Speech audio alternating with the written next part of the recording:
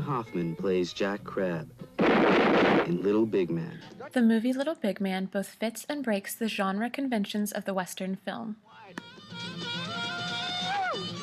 Didn't you hear me say, God bless George Washington, God bless my mother? I mean, now what kind of Indian would say a fool thing like that?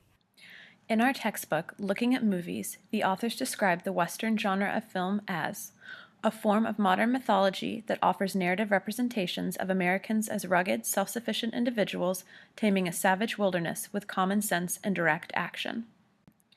Little Big Man certainly has elements of this in the film. Dustin Hoffman's character Jack Crabbe is orphaned and must make his own way in the West. As Roger Ebert said, Hoffman, or Little Big Man, gets around pretty well. He touches all the bases of the Western myth. He was brought west as a settler, raised as a Cheyenne, tried his hand at gunfighting and medicine shows, scouted for the cavalry, experimented with the hermit life, was married twice, survived Custer's last stand, and sat at the foot of an old man named Old Lodgeskins, who instructed him in the Cheyenne view of creation.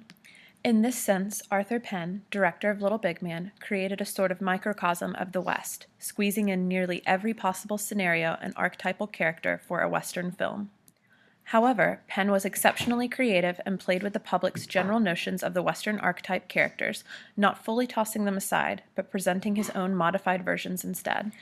In an interview with Penn, Cineast magazine posed the question, in Little Big Man, was your intention to develop a counter-mythology of the history of the American West? Penn replied, yeah, it was to say, wait a minute, folks, the American Indian has been portrayed in movies in the most unpleasant way possible. I mean, pure, naked racism. So let's examine how we have told our own history, such as Custer's Last Stand.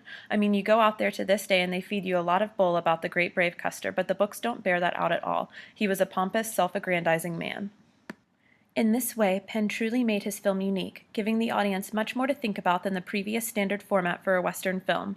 Little Big Man is a Western that both is and is not, blending depth, controversy, and history, all with a thick comedic glaze. Penn's achievement with this film cannot be overlooked. His innovation and creative vision are to be applauded and serve to prove the importance of Little Big Man and the breakthroughs it opened in the Western film genre.